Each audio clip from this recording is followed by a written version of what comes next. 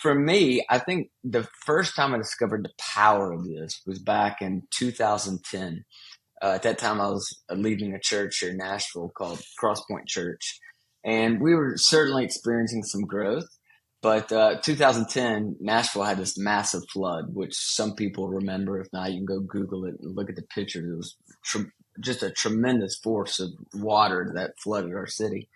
And I mean, thousands of people displaced from their homes and all that. It happened over a weekend. It was a Saturday and a Sunday. And I remember a pastor friend of mine, his name was Dino Rizzo. He was at the time at a church down in New Orleans. And they had been through some hurricanes. And he called me and he said, Pete, what are you guys going to do about the flood? What's your response going to be? And I was like, I don't know, Dino. It's like, it's happening right now. He's like, well, what are you guys going to do? I was like, Dino, I don't do flood recovery, man. I have no idea. I'm a pastor. He's like, bro, if you don't step up to the plate right now and own this, you're going to miss a golden opportunity. He said, this is your chance to show people what you guys are really about. And I was like, all right, man. I had no idea what I was doing. At that time, Twitter was still really big. And so I put out a tweet that night and just said, hey, our church is going to do some flood relief starting tomorrow. I mean, the flood was still going on. We were way ahead of the curve. Just sent out a tweet, said, if anyone wants to join us and help us, bring a pair of work gloves, any other tools you got, and we'll meet in the parking lot of the church. Over 1,200 people showed up on that Monday morning, that first day. By the end of that week, we had tens of thousands of volunteers showing up. The city of Nashville made us the lead in recovery, like a church with a pastor who knows nothing about recovery, nothing about rebuilding, nothing about any, like we were just the first to show up and say, we're going to help. We don't have a plan yet, but we'll find some people to help.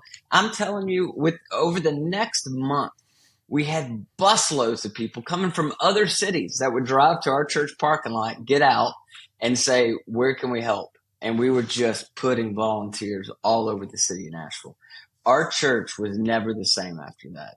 When people ask what made it one of the top 5 fastest growing churches in the country for several years in a row, I always take them back to 2010 and the heart of generosity the church showed. When the city saw that, even people who wanted nothing to do with the church, because the church has some of the same issues that businesses have, right?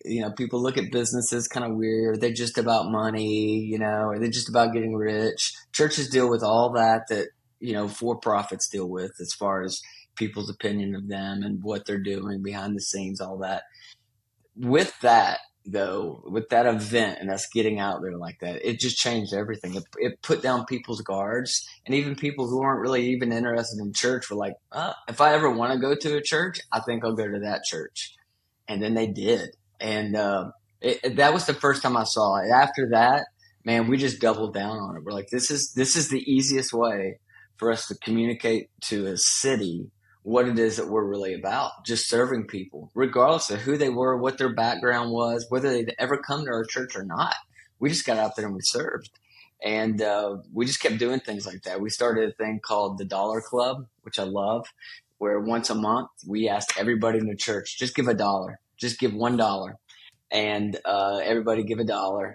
And then we would take it that week and we'd take a video crew with us. And we'd go out and we'd find somebody who we could just change their life. It was usually around $8,000 to $10,000 that we collected.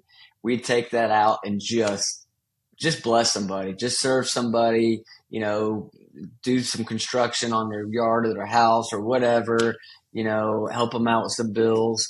And we'd come back the next week and show everybody that video and they'd go nuts. And it was just like showing them, hey, when we all just chip in just a little bit, just $1, look at the impact that we can have.